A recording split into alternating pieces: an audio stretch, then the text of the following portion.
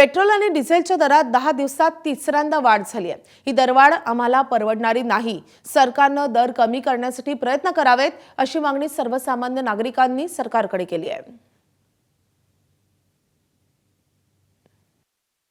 America आणि Iran युद्धानंतर होर्मुझ खाडी बंद ठेवण्यात आली आणि त्यानंतर खरं तर पेट्रोल आणि डिझेलच्या दरामध्ये मोठी वाढ होत असल्याचं आपल्याला पाहायला मिळतंय। तुटवडा आहे आणि म्हणूनच खरं तर ही वाढ होताना आपल्याला पाहायला मिळतंय। जळगावमध्ये सुद्धा मोठी वाढ झाल्याचं पाहायला मिळतंय। गेल्या 10 दिवसांचा जर आपण विचार केला तर 3 वेळेला ही वाढ झाली। जवळजवळ 4 रुपये आणि 95 पैसे इतकी मोठी वाढ ही पेट्रोल आणि डिझेलमध्ये झालेली आहे। आणि या सगळ्या संदर्भामध्ये ग्राहकांच्या काय प्रतिक्रिया आपण जाणून घेणार आहोत। ताई, काय सांगाल तुम्ही? पेट्रोल आणि डिझेलच्या दरवाढ झालेली आहे, तुम्ही गाडी चालवत आहे, 10 दिवसात तिसऱ्यांदा वाढ झाली, परवडतंय सगळं? नाही सर, खरं तर परवडत नाही आहे। सर्वसामान्यांना रोज काहीतरी कामासाठी तर पेट्रोल डिझेल लागणारच आहे, गाडी लागणारच आहे। उन्हामध्ये तर आपण दुसऱ्या वाहनाने जाऊ शकत नाही, त्यामुळे पेट्रोल डिझेलचे किमती वाढल्या आहे। अगोदरच सगळी महागाई आहे, त्यामुळे आम्हाला सर्वसामान्यांना तर आता कसं काटकसर किती करावी, कशी करावी आणि कशात करावी तेच कळत नाही आहे। खूप काय पर्याय आहेत या सगळ्यावरती? असं वाटतं देशापुढे पण प्रश्न आहे की पेट्रोल डिझेलमुळे परकीय चलन जात आहे, सरकार सांगतंय की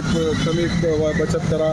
तुम्ही काही बचतीसाठी काही मार्ग अवलंबला आहे? हो सर, बचतीसाठी तर असं आम्ही महिला नेहमीच तत्पर असतो, बचतीसाठी नेहमी आम्ही प्रयत्न करतच असतो। परंतु आता जे रेग्युलर लागणार आहे ते तर लागणारच आहे, अजून त्याच्यात किती बचत करायची आणि परत महागाई तर वाढतेच आहे दिवसेंदिवस। बचत करून पण जो खर्च व्हायचा तो होतोच आहे। वाढ व्हायला पाहिजे होती असं वाटतं? नाही, आता तर सरकारने काहीतरी निर्णय घ्यायला पाहिजे पटकन आणि किमतीमध्ये जरा कमी करावं सगळं। सर्वसामान्यांना ही वाढ परवडणारी नाही, महिलांच्या प्रतिक्रिया आहेत। तुम्ही काय सांगाल? पेट्रोल डिझेल दर वाढ झालेली आहे, गेल्या 10 दिवसात तिसऱ्यांदा ही वाढ झाली आहे। ग्राहक म्हणून काय प्रतिक्रिया आहे, सर्वसामान्य नागरिक म्हणून काय प्रतिक्रिया आहे? खूपच त्रास होत आहे, खूपच त्रास होत आहे। डायरेक्ट म्हणजे इथं आहे ना, आज तरी ना लाईनमध्ये लागलो नाही आम्ही, नाही तर रोज लाईनीमध्ये लागावं लागतं। पेट्रोल दरवाढ तर होतेच आहे, पण मग पेट्रोल पण टायमावर नाही मिळत आहे। पण दरवाढ परवडणारी काही नाही नाही नाही, खूपच वाईट सिच्युएशन आहे भारताची आता। काय असायला पाहिजे असं वाटतंय तुम्हाला? काय भाव असले पाहिजे पेट्रोलचं जे होते 90-80 रुपयापर्यंत ठीक आहे। आता आम्ही 500 रुपये रोजानं कामाला जात आहे, त्याच्यात 100चं पेट्रोल टाकणार आहे, घरी काय करणार आहे? ग्राहकांच्या प्रतिक्रिया जाणून घेतोय आपण। काय सांगाल? पेट्रोल डिझेल दरामध्ये 10 दिवसात तिसऱ्यांदा वाढ होते। हो, ते तर जागतिक युद्ध चालू आहे त्यामुळे वाढ होते, त्याच्यात सरकारचं काही हे नाही। सरकारला पर्याय नाही, ते वरतूनच हे चालू आहे ना युद्धामुळे शॉर्टेज।